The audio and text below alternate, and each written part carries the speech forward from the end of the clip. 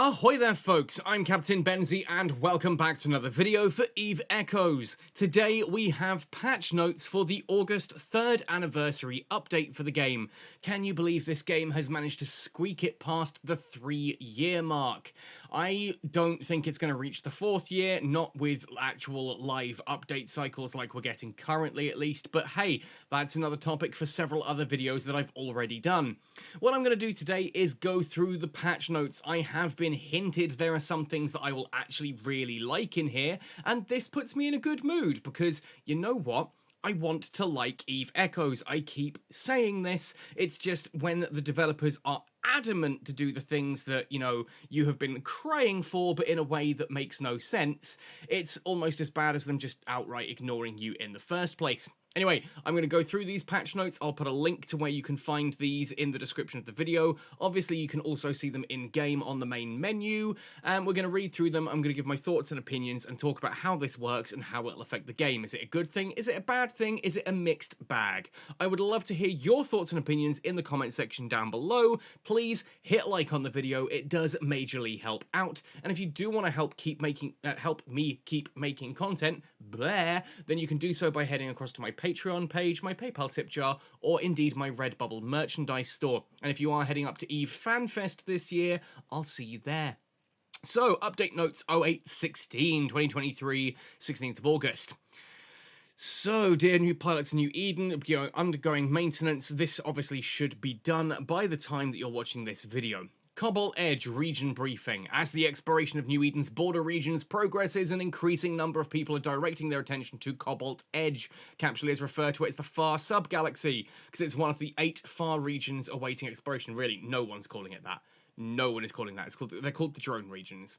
After long, hard work, Concord and the Trailblazers completed the initial exploration of Cobalt Edge, because of course it's going to be Concord, why wouldn't it be, despite the fact that they are not at all an exploratory faction. That's like saying, oh, the New York State Police have just uncovered a brand new archaeological find. What? No. Concord are peacekeepers, they're not explorers, they're not scientists, they're not any of the fricking ideas that NetEase seem to have in their head. The funniest thing is the Hitchhiker's Guide to the Galaxy, as it used to have that in the Hitchhiker's Guide to New Eden, sorry, as it used to have that in EVE Echoes, said as much. They're purely a peacekeeping organisation. But no, we just need some lore, so screw it, Concord are getting rolled out. And the Trailblazers, whoever the fuck they are. Established the first logistics supply depot, information on Cobalt Edge will now be made available to all Capsuleers. Cobalt Edge is comprised of 10 constellations with a total of 69 noise systems, all of which have a security level below 0. Cobalt Edge has a large number of hostile Waste Seeker drone ships, as well as a large number of ancient relics. Unstable wormholes appear randomly in Cobalt Edge, which is connected with other regions in New Eden. Capsuleers can navigate ships through unstable wormholes to explore such unknown regions. So let's talk about the lore very briefly here. In EVE Online, the lore behind Cobalt Edge and the rest of the drone regions is that essentially Concord do get mentioned in this. After the Yule Accords, which is where the 4 empires come together and go, right, okay, yeah, we're going to kind of stop this big war thing. We've got a new Capsuleer age, let's, try and stay somewhat peaceful. They signed the Yule Accords, and part of the Yule Accords states that no empire is allowed to colonize additional star systems. The Galente Federation kind of look around and go, well, no one's looking, so we could try and go and get these drone regions, these unknown regions over here. And they did, and it all went horrifically wrong, and rogue drones come out from goodness knows where. It's not entirely explained where they came from, and that's part of the mystery of it. But essentially, drones going haywire, stripping ships down and reprocessing those parts to make more rogue drones.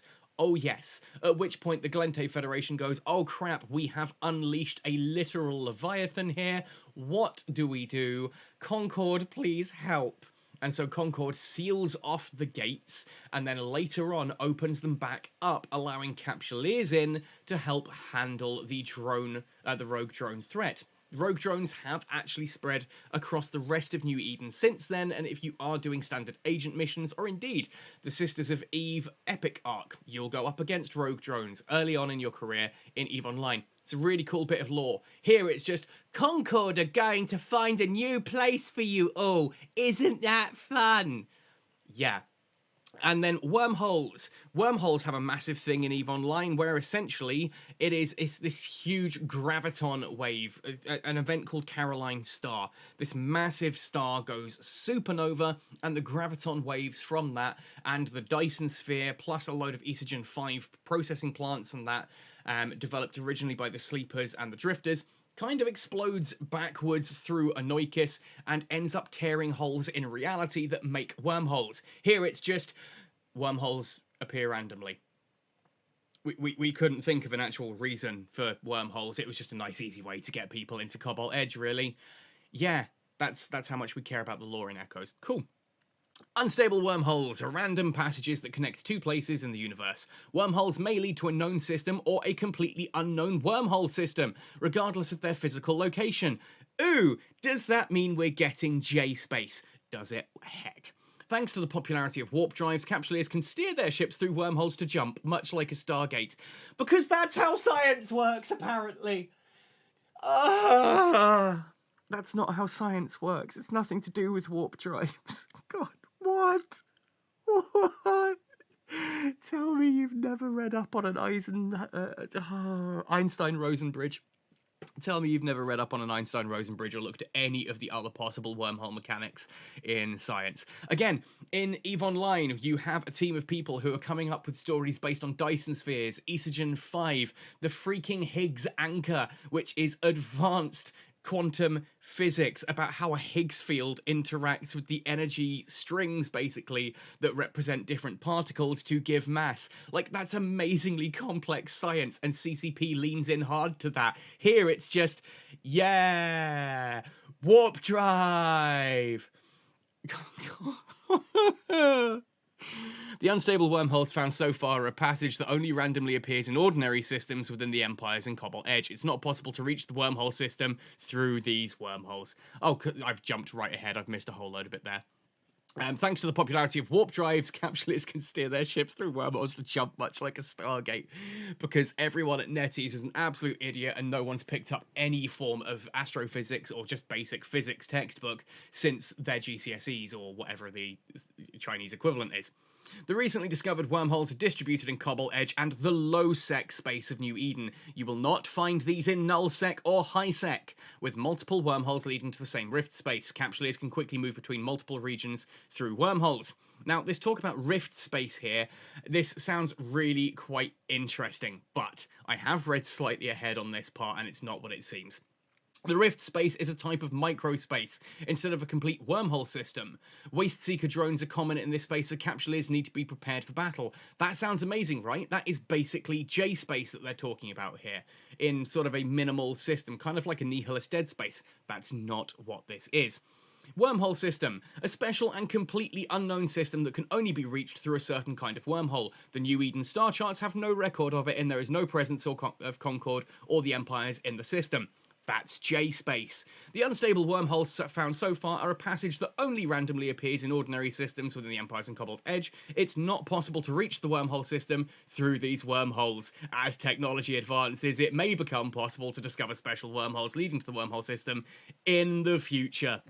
So all the people who messaged me saying, they're adding J-space. No, what they've said is, it's not, we've got this cool idea and wouldn't this be awesome, but we might add it in the future. It may become possible in the future. And we all know what in the future means with NetEase, because the Yanjung were going to be added in the future. The ability to rename your ship a few months ago was told it's coming now.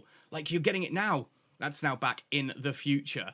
The ability to rename ships, cargo containers, station containers, all this kind of stuff in the future. It means if we get bored enough and we can figure out a way to monetize it, then sure. I do like the fact that wormholes are only in low-sec. If you're going to do it this way and force, people to use these wormholes to get into Cobalt Edge, I like the fact that they are in low-sec. That means that there's actually a reason to fly through low-sec, rather than just sit around in your null-sec bubble or your high-sec bubble and just wait for a wormhole to appear and maybe run that content. No, now you actually have to go to low-sec and go looking for them. This I like. And I will say that. I'll say that out loud, I like the fact that with the crap-ass way that they've done wormholes, that it is low-sec exclusive. That means there is actually a reason to go to low-sec. Anyway, finding a wormhole. Unstable wormhole systems are unique and can be easily detected by any scanner. After opening the star map, capsuleers can see the wormhole in their current region directly. When it says any scanner, that doesn't mean a blue one or a red one. No, what that means is your ship's innate scanners will pick this up. You don't need a module fitted. Any and all ships can find these just by opening up the star map. They will be right there. No scanning, no effort, just, oh look, there's a wormhole in system. This I don't like. It's less reason for explorers to exist again. Everyone gets to do the thing, and why? Because they want as many people as possible, specifically all the whales and the massive spenders in their super carriers or their VACs, to be coming along and just doing this without having to think, without having to train a new skill, without having to fit a module. Ship restrictions. All ships, including super capitals, can pass through unstable wormholes. However, the wormhole will collapse and disappear after a while, hence the name unstable wormhole.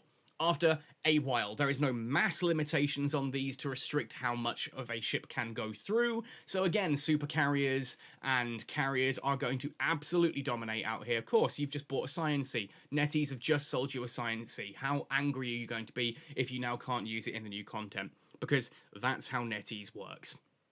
So all ships can go past through the unstable wormholes, and they will only collapse after time has passed. There is no mass reduction. There's no rolling wormholes. It's just, oh, it's open for a temporary period. Again, it is a stripped down basic version of wormholes. You find these by opening the star chart, you jump through it in whatever frickin' ship you like, and you don't have to worry about, like, your mass collapsing it behind you, because damn, we don't want people to have to think. It's just going to be time related. So half of the wormhole experience is sort of there. Wow. Jump fatigue. As with the jump drive, after traversing a wormhole, capsuleers will enter a stage of fatigue for 60 seconds, during which no noticeable effects will be felt. Okay.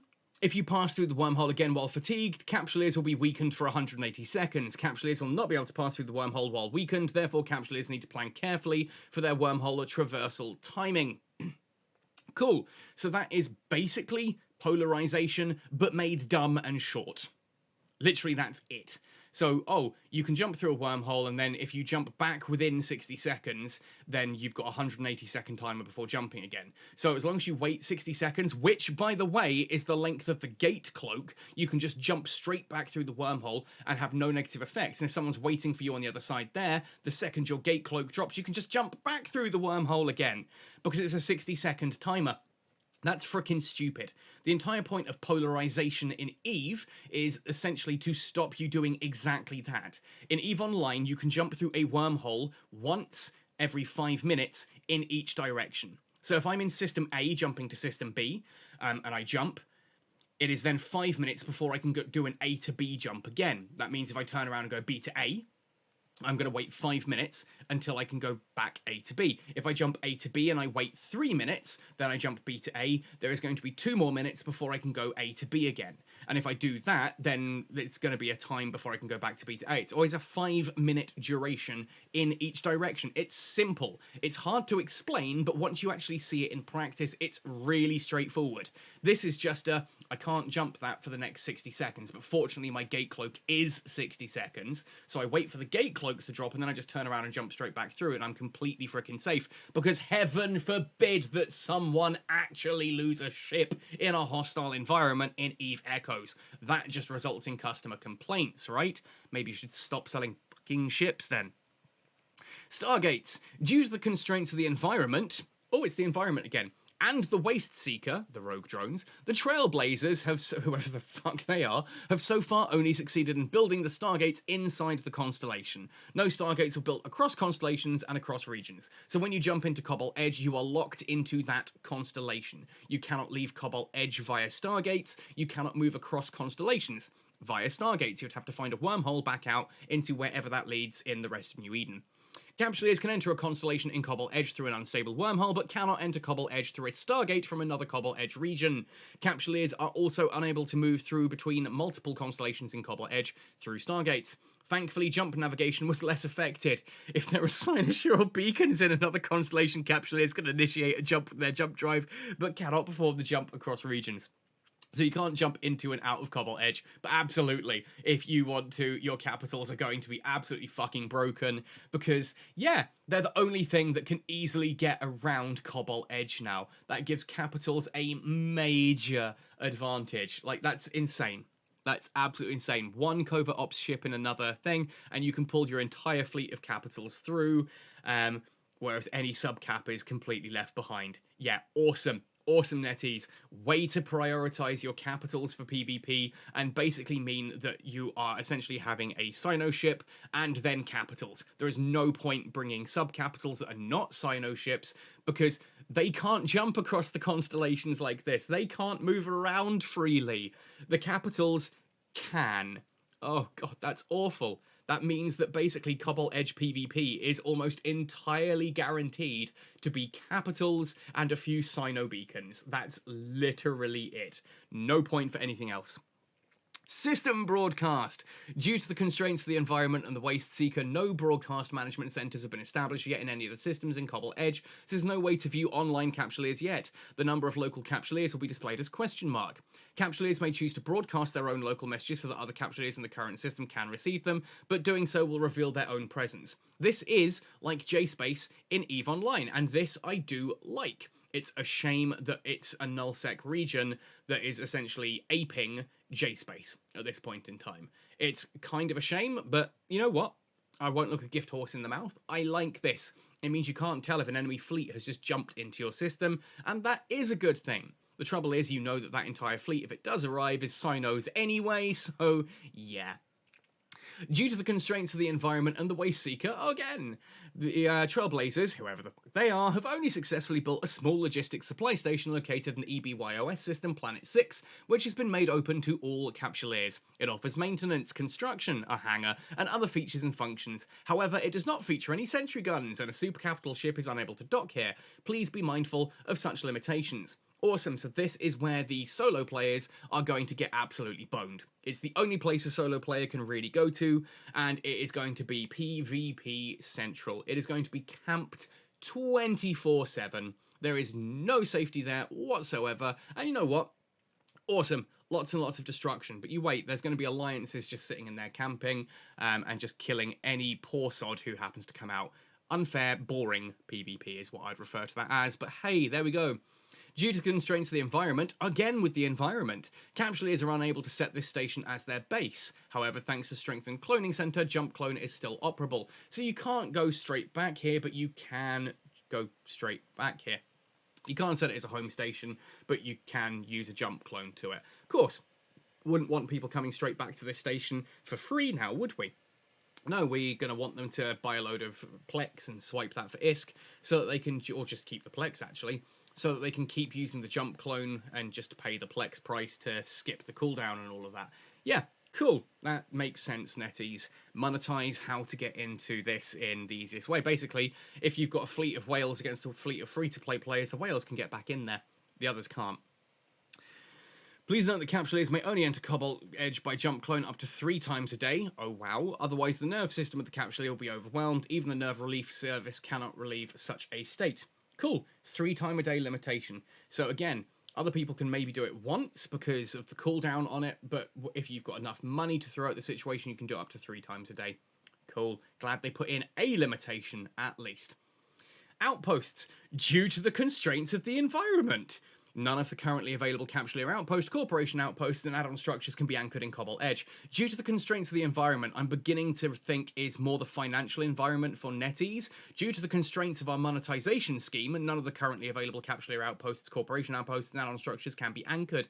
Our scientists have attempted to improve the structure of the ordinary outpost by introducing a variety of materials, and have successfully developed the Recon Outpost, which can be anchored in the special environment of Cobalt Edge. Because science, bitches! For some reason, standard stations can't be anchored, but this one can. Don't know why. Because the constraints of the environment. Please note that Recon Outpost can only undergo 1 hull reinforcement and cannot perform shield hardening due to its different structure, so they're easier to destroy. Capsuleers may purchase its blueprint from the market, then manufacture it. Due to its resource production capacity, it's recommended to give priority to anchoring ordinary outposts in normal circumstances. But you just said you can't anchor ordinary outposts. Capsuleer Scout Outpost. A Capsuleer outpost suitable for reconnaissance and skirmishes equipped with more weapon slots. This outpost forgoes low slot power output ports for increased strength and stability and comes with repair and basic construction production lines. Corporation Reconnaissance Outpost. A reconnaissance outpost suitable for use as a corporation forward base. It's easy to deploy and has strong defensive capability. Like other scouting outposts, the outpost similarly forgoes power anchor output ports for increased strength and stability, comes with repair and basic construction production lines. I couldn't care less about this. It's just the fact that it's ruined by the fact that, oh yeah, you've got to do all of this again. You can't just use what you've already got. No, we're going to add in a new thing because it's going to be monetized. Notice you can buy it from the market. Where else can you get it? Where else can you get those blueprints? They've got to come from somewhere. Does that mean they're going to be in boxes, but you can sell them on the market? Because if so, that fucking sucks. Please tell me there is another way to get those blueprints. Asteroid belts. In the asteroid belt of Cobalt Edge, apart from the common assortment of ores and gas clouds found in New Eden, a gas cloud known as C70 has been discovered.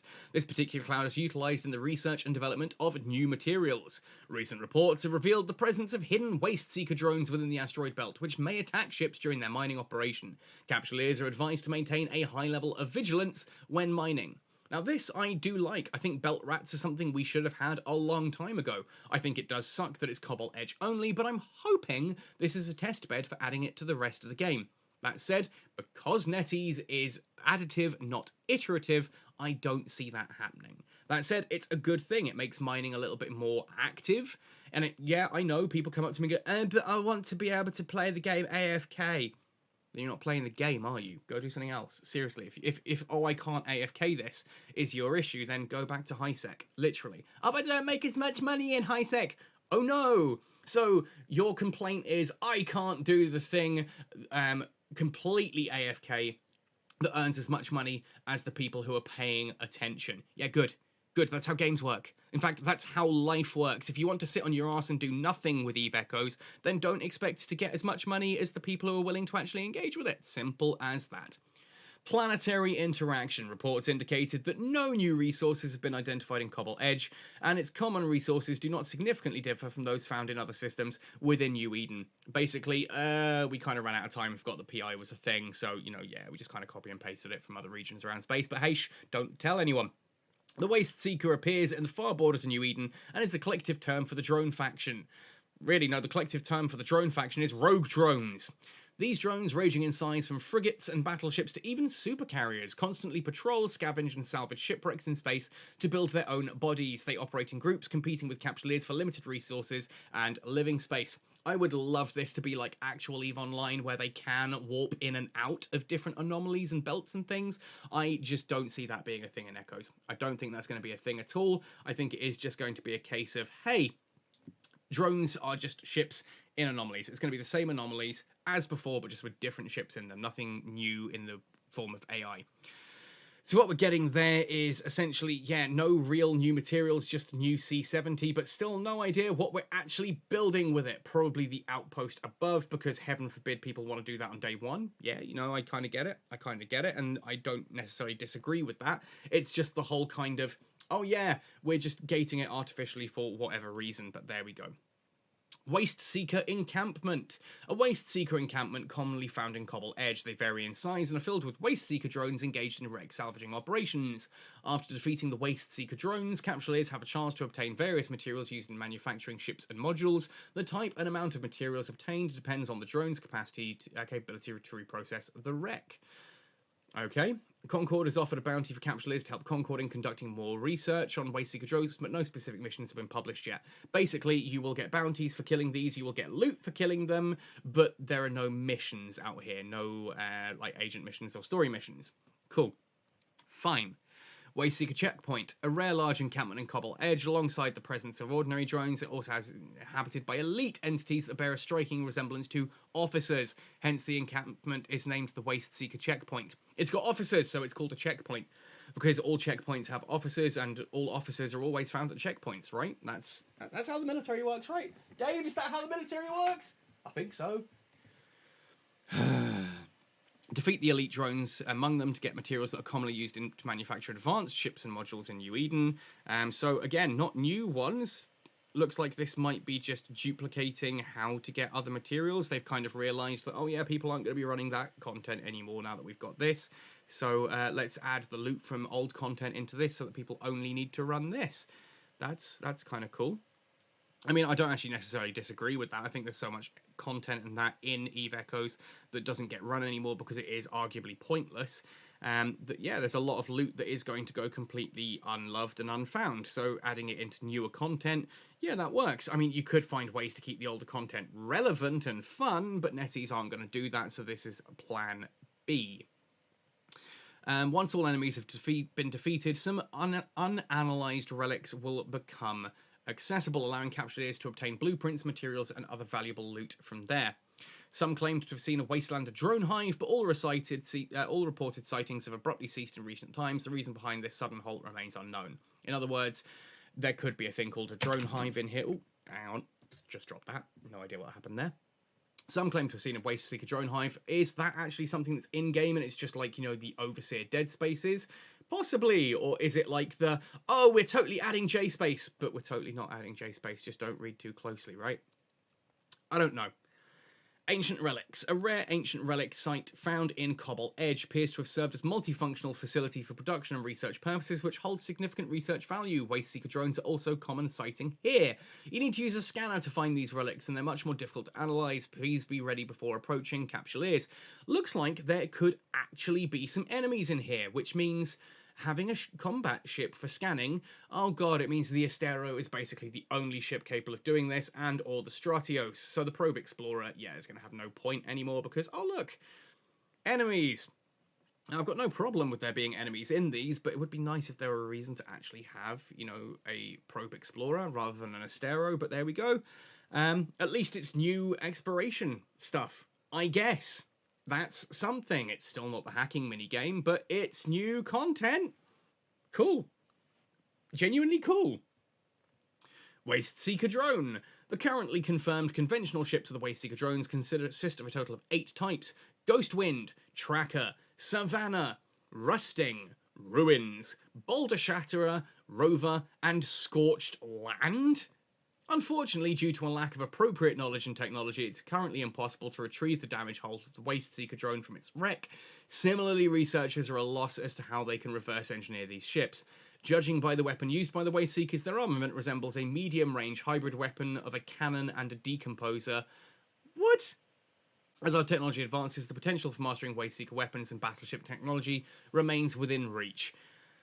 I would love to hope that that is a little hint that they're going towards the Anjung. I just don't think it is. I think they're going to add the entirety of the drones, rogue drones, as something that you can actually fly yourself, which I'm not against. It feels weird, but I'm not necessarily against that. That is something unique. It's something different, something exclusive to Eve Echoes. It makes no frickin' sense according to the law, but hey, rule of cool. If we're going to go with rule of cool, that could be fairly somewhat interesting, perhaps, maybe, I don't know. We'll have to see. Again, it's all very much, it's not happening yet, but hey, let's get you excited about something we might decide to add in the future, or you know what, we might just completely forget that we even mentioned this in a couple of months. New content, ships. This is where I've been told something interesting is coming. As the conflicts in different regions escalate, researchers have introduced a new class of Navy-issue frigates with enhanced combat versatility. These include Punisher Navy issue, Kestrel Navy issue, Rifter Fleet issue, Incursus Navy issue, and Tristan Navy issue. So first things first, Rifter Fleet issue? Yeah, I'll take it. I will take it. I've been after a Rifter, an updated Rifter, for a long time. What tech level are these going to be? Tech 10. I will guarantee these are Tech 10 ships, because there's no point adding anything lower than that, because half the player base will immediately not touch it. If you have a Tech 7, Tech 8, or even Tech 9 Rifter Fleet issue, then everyone's still going to stick with a Slasher Interceptor 2, because that's what they do. Interestingly, though, weird choice of ships. Incursus Navy issue. Did we need an Incursus Navy issue, considering we already have the Incursus Assault? Same with the Punisher Navy issue. Could that not have been Tormentor Navy issue? Tormentor Navy issue would have been kind of cool rather than Punisher. We've already got the Punisher Assaults out there. Kestrel Navy issue, I agree with. Rifter Fleet issue, I agree with. Tristan Navy issue, I agree with. I kind of understand that if you're going to go for a Tristan Navy issue, you do want a like a missile version, so the Kestrel, a cannon version for the Rifter, Tristan for drones. Punisher Navy issue, I do wish had been Tormentor, so that that hull would get some love. Tormentor Navy issue for lasers, and then you need a hybrid one. You need a railgun one, which I guess they've gone for Incursus Navy issue. I guess it makes sense in that regard. I mean, the alternative is the Merlin, and we've already got the Merlin Merlin Assault, so yeah, I guess. Similar to Navy issue battleships, these, or destroyers, or cruisers, or any of the other Navy issues that we have, these ships inherit the characteristics of Navy issue ships, including high firepower, low rate of fire, fast locking, strong sensor strength, and minimal resistance weaknesses. Additionally, they possess the strong maneuverability of frigates, allowing them to excel on certain battlefields. Now, that excel on certain battlefields is sadly the point. It means these are entirely PvP because there is no new frigate content here, as far as I can see. So, awesome. Awesome that we're finally getting a Rifter that can actually be useful. We're getting a Kestrel that can be useful, a Tristan that can be useful. That excites me. Having the ability to fly a Rifter? Yes. Hell yes. Tristan Navy issue? Hell yes. Kestrel Navy issue? Hell yes. The Punisher, I really do wish had been the Tormentor, but again, this is one of those things. The Rifter Fleet issue sounds awesome. I can still find fault and say, I wish it had been Tormentor, not Punisher, because we already have Punisher hulls and we don't have any more Tormentor hulls after Tech 2, but you know what? I'm not going to crap all over this. It's nice to see we finally get the Rifter Assault and, well, the Rifter and Tristan. They're going to be Tech 10 ships. I'm going to be excited to fly them. They're going to be PvP only because there's no PvE content worth doing a damn in a frigate, but there we go. How to obtain them? Oh god. Manufacture them based on blueprints obtained via reverse engineering. Okay, so these sound like they should be fairly readily available, that you should be able to get those blueprints from standard, say, Minmatar Rex and things. That could be cool. Obtain through the event. Obtain through the Star of Trailblazers event manual. Or you can just buy them in the shop. Of course you can. Why would I expect anything different from NetEase? Oh, you can totally get these by legitimate gameplay, or you can just buy them. Cool. Way to spoil it. Corporation tech. With the introduction of Corporation reconnaissance outposts, demand for an increased anchor number of Corporation outposts has become crucial. In response to this, Concord has made the Corporation tech on territory expansion. First batch of tech made available includes Territory Expansion 1, Territorial Expansion 2. Each of the techs can be upgraded by 2 levels, resulting in a total increase of 4 Corporation outposts that can be anchored. So if you are struggling to find places to anchor Corporation outposts, then you can do so by upgrading. Cool. Okay, fine. Please note that only one Corporation reconnaissance outpost can be anchored. It shares the maximum anchoring limit with Corporation outposts. Cool. Drone. After engaging in battles with Wasteseeker drones, researchers have successfully developed an integrated technology tailored specifically for drones and have introduced a comprehensive range of integrated types for all drone models. The design of these integrated models incorporates multiple components sourced from Wasteseeker drones, which enhances their performance in various aspects. How to obtain. Manufacture them based on blueprints obtained from Wasteseeker checkpoints and ancient relics. Not from purchases. Good, that's good to see. And ancient relics being exploration content, finding those blueprints and issuing those, that's pretty cool. These will be in high demand. People like drones, and the ability to build and use what are essentially, I imagine, hopefully on par with C-type drones is a good thing. It's a long time coming. Fighter. With technological advancements, the Light Space Superiority Fighter Shrike and the Light Offense Fighter Red-Tailed Hawk have been unveiled. Not tied to any faction or anything lore meaningful, just randomly pulling some cool names out of the hat, and yeah, it's the science-y, isn't it? This ship is one of the significant accomplishments of archaeological research. Its weapons incorporate decomposer technology, providing it with impressive firepower, optimal range, and shooting stability. The ship uses partial stealth technology to reduce its signature radius, thereby enhancing its survivability on the battlefield. There are 2 fighter models are available in basic, assault, defense, and integrated types, and their weapons deal hybrid damage. Yeah, basically, congratulations, we're adding better fighters for everyone who is using all the carriers and that. The carriers just aren't good enough as it is, so we're adding better stuff for those. Sure, I guess I shouldn't be angry. It's just a case of everyone else is getting content. Why not the fighters and carriers that get everything as it is? Cool. Implant units. Yay. As the battles with Wasteseeker drones intensify, researchers have introduced a wider range of implant units specifically designed for drones, fighters, and lightweight ships. General Fire Control System Precision Upgrade increases precision but lowers damage. General Fire Control System Damage Boost increases damage but lowers precision. I like that.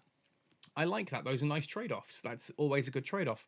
Mothership Defense Model increases defense but lowers offense. Mothership Defense Module's damage boost increases offense but lowers defense. Drone Navigation Computers Endurance Optimization, Fighter Micro Warp Drive Guides in Endurance Optimization, and Mothership's Defense Module's Endurance Optimization allows intensive optimization of the module for extended endurance, greatly reducing its restart time but also greatly lowers its boosting effect. So these are general units, by the sounds of things. When utilizing the advanced unit and after mastering the corresponding skills, oh boy, the module will remain active if its restart time drops to 0. How to obtain, manufacture them from ancient relics. So new general units there. Yeah, so that's interesting. The advanced unit, after mastering the corresponding skills, the module will remain active if its restart time drops to 0. So you can just set it to 0 and it just becomes infinite. That doesn't break anything, does it? Infinite bloody micro warp drive that costs no capacitor because it's got a 0 thing. It activates once and it's done. Yeah, that makes sense. Rigs. As the battles with Wasteseeker drones intensify, the importance of remote logistics capabilities is increasingly acknowledged. Thus, the rigs for the remote shield booster and remote armor repairer have been introduced to address this need. The rigs can increase the repair efficiency and speed, reduce the cost, and increase range. Manufacture them based on blueprints obtained from Wasteseeker checkpoints and ancient relics. Well, it's nice to see that they're addressing survivability as an actual thing, but again, it's just the sheer amount of, basically, I'm power creep. We are in absolute power creep. I'm glad they're adding this. I'm sad they have to add this because they refuse to balance. It's all about that power creep. It's the concept that because we want to sell you the next big thing has to be better than the previous thing, which means everything is constantly getting more powerful, meaning, yeah, you constantly have to tune everything upwards. Cool, glad they're doing it. It'll be nice to have a reason to fly Logi again and see how that goes. I'm just hoping it's not capital only. Module. During operations, many combat personnel grew increasingly aware of the inadequate defensive capabilities of their warships because of that power creep. The introduction of shield generators and titanium armor has played a role in alleviating these shortcomings. Compared to traditional shield extenders, the shield generator can suppress the ship's signature radius and increase the shield's maximum strength and recharge rate. What? So it can do both? But its magnetic field sharpening effect is somewhat reduced, limiting its effectiveness in emergency hardening. Okay, a shield generator can suppress the ship's signature radius, which is counterintuitive to shields, and increase the shield's maximum strength and recharge rate, so more shield HP and faster recharge rate. But reducing its effectiveness in emergency hardening? I guess that's possibly reducing your resistances. Compared to steel plates, titanium armor can better embody the characteristics of titanium. Really, titanium is better at being titanium than steel. That is what that sentence says. NetEase, you fucking geniuses. Titanium, guys, just in case you weren't aware, is better at being titanium than steel is. Okay. It possesses good ductility. Cool. High strength, lightweight, and low electrical and thermal conductivity. Like, why? Why do you care about ductility? Oh, yes, you can draw this metal into a thin tube. What? However, its strength drops at high temperatures. Furthermore, the magnetic field sharpening effect is not as effective as steel plates, which is not conducive to emergency hardening and maintenance. This makes no sense. I don't really get what they're trying to say here. It sounds like... yeah, reduced resistances, but better healing? Again, blueprints from Wasteseeker checkpoints and ancient relics. Nice to see that ancient relics are going to be something actually worth running. Looks like I'm going to be doing some exploring. Materials. As mass mining of C70 now becomes possible, researchers have also made available the production blueprints of the new material. Among the first materials to be introduced are fulleroferrocene and fullerene intercalcated graphite. Okay, so... Okay, intercalated. Am I... It's been a long time since I studied chemistry, but intercalated? Have they actually got that right? I'm sure they should be intercalcated. I don't know anyway, either way. Which can be used in the manufacture of new structures and ships. Nice to see that fullerene is getting in there. Fulleroferrocene, interesting. How to obtain manufacturing based on blueprints from the market. From the market, doesn't tell you where to get them. In addition to the above new materials, the refining and reprocessing capabilities of the Waste Seeker drones have significantly increased the yield of previous metals and non-CS crystals. These materials are extensively used in the manufacturing of the new drones and modules. Okay. Okay, in addition to the above new materials, refining and pre-processing capabilities has significantly increased the yield of precious metals and non-CS crystals. These materials are extensively used, so in other words, yeah, we're going to be getting a load of precious metals and non-CS crystals from defeating Waste Seeker drones, utterly wrecking any need to get those out of PI. Okay. That's going to negatively affect PI cycles. And before you say, oh, but I wasn't harvesting that anyway. No, but it means that anyone who was harvesting that can now be harvesting other things instead, which means there's going to be an increase in production of all materials. New event, Sleeping Auditorium. Travel here in slumber and listen to the distant whispers. The limited time rerun of the event Sleeping Auditorium is here. Capsuleers may set any of the songs as their station's theme music. Just add it to the game permanently. Don't make that a freaking event. Like, what is to celebrate? Cool, we can change the music. It's good music. I like the Sleeper soundtrack stuff. Just make it permanent. Supply Depot open. Concord has opened the Supply Depot to encourage capsuleers to venture boldly into new star systems. Capsuleers can now purchase a wide range of abundant resources and take advantage of substantial discounts. Oh boy. Carrier encrypted transport containers. The Star of Trailblazers unit encrypted transport container and Star of Trailblazers supply encrypted transport container are now available. Open these containers for a chance to get a Science-y carrier. Open the unit encrypted transport for a chance to get the new V10 unit. Open the supply encrypted transport container for a chance to get the new fighter blueprints. Because we added it to the game, we're also going to add it to the fucking shop because we're netties and screw you all. The purchase limit of the Omega Duo Bundle has been reset. You can now purchase Omega Duo Bundle gift pack at a discount. Cool. We've realized that people are not, all quitting because this all sucks the big one. So we're going to try and tempt them into getting Omega because they know that you won't quit as long as your Omega's active because you feel as a human being that that implies wasted money. And as humans, we don't like doing that. Star of Trailblazers event manual. The event manual is now available. We saw this earlier. Complete the missions to obtain bountiful rewards. Unlock the manual to obtain standard implant opt supply, special battleship opt box, Star of Trailblazers encrypted container, blah blah blah blah, special frigate opt box, and other great rewards. Cool. So it looks like this is just an event thing. Hopefully you don't have to pay for that, and that is one way to get the special frigates. I wish you just had to build them. I wish they wouldn't give away free ships like this, but there we go. That's just the way it is, I guess. And, oh, yay, implants and all of that. Cool, so it's free stuff. It's free stuff. I'm not going to look a gift horse in the mouth. As long as it is free, I'll be happy with that. Star of Trailblazers login. Login for 7 days to claim generous rewards. Has distributed the mysterious boxes collected from Cobalt Edge to capsuleers en masse. Open them for a chance to get the valuable treasures of the ancient scavengers. So all the stuff that you could get by actually going and doing the game, you'll get for login rewards as well. Okay, cool, whatevs. Omega Special Deal Event update. The Omega Special Deal event has now been changed to 1440 days. Reach the specified number of days to claim bountiful gifts. Include Canue Logistics Assault. Canue Iron Eater Core supports only the Logistics Assault. Skill points, Lazarus Unit, Insurance points, ISK, and Nanocores. Okay, interesting that we get a Logistics Assault ship for the Canue. I'm glad to see the Yanjun getting some kind of love out of this.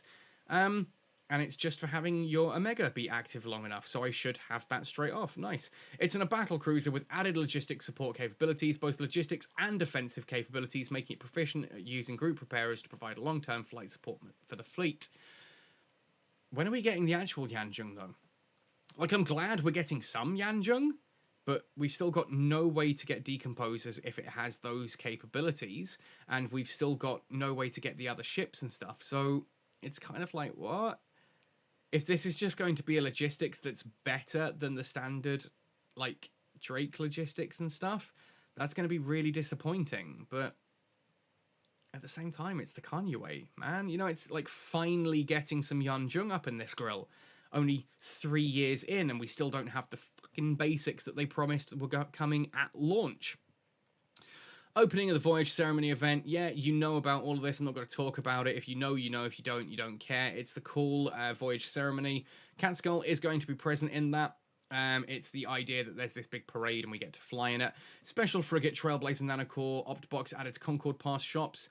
And the 5 new special frigates, awesome. So all of those Concord Pass points that I've been saving up, I should be able to buy myself a Rifter Navy issue core on day 1. Same with the Tristan one. I wonder if I've got enough to get both. That's going to suck if I don't. Valuation updated based on market transaction record. Yep, these are genuine notes. Increased the retrieval range of drones to 5 kilometers. Because it was so hard, 2.5. Added super capital ships to combat log filtering categories, cool. Improved the despawn logic for asteroid belts where they will no longer despawn while being mined. Okay. And bug fixes, sentry guns might not hit frigates at a distance of 0 kilometers. I mean, yeah, sure. Fix an issue where focus fire command might be unresponsive. Issue where installation restriction on burst projectors was not applied. Fix the issue where voyage mode had no effects where enabled. Yeah, look, I'm glad we're finally getting those Navy issue frigates. I think it sucks that we still don't have any content for them, and faction warfare doesn't look like it's ever going to get updated to the point where at least that's something for them. They won't obviously even feature in that. So that's cool, but it sucks at the same time. I'm excited to see the Conua getting some love, although, again, without access to the modules, kind of a rough point. Looks like there's going to be a reason to go exploring. This isn't all awful. I just hate the fact that it's wormholes, and I hate the fact that so much of it is half-arsed, and it's going to essentially be the same old boring content. Give this 3 weeks. Give this 3 weeks and we'll be bored of it, because it's the same thing. It's just got new rewards. I don't know. I'm still pissed at this jump fatigue thing as well. It's just, it feels half-assed. It still feels half-assed, but I am excited to finally get to fly a freaking Rifter 3 years into EVE Echoes. With a nanocore for it. Let me know what your favourite thing about these patch notes is. I'd love to generally ride a little bit of a wave of positivity here. It's been a fairly long video. For the most part, I'm somewhat excited about some of this. Is it enough to really drag me back into Echoes? Yeah, maybe for a couple of weeks. We'll see. We'll see, you know. I get to fly a Rifter, that's cool. I get to fly a Conua, that's kind of cool, I guess. Maybe. But nothing here is really any longevity, and there's nothing for new players. Nothing for new players. So anyone who leaves the game because they don't like this content, they're gone. We're still not getting any new players in. 3 years, and we still don't have a plan for how to get more players into the game. We'll see. I might actually make some content off this. I still need to do that science-y video. Can't be asked to it. I'd love to take the Chameleon out here and do some hunting with it. Obviously, Rifter Navy issue. That could be fun to do some videos on. Tristan Navy issue as well. We'll see. We'll genuinely see. Let me know your thoughts and opinions, folks. I'd love to know how you feel about all of this. Yeah, so let's have a chat. Otherwise, folks, happy sailing, and see you in New Eden.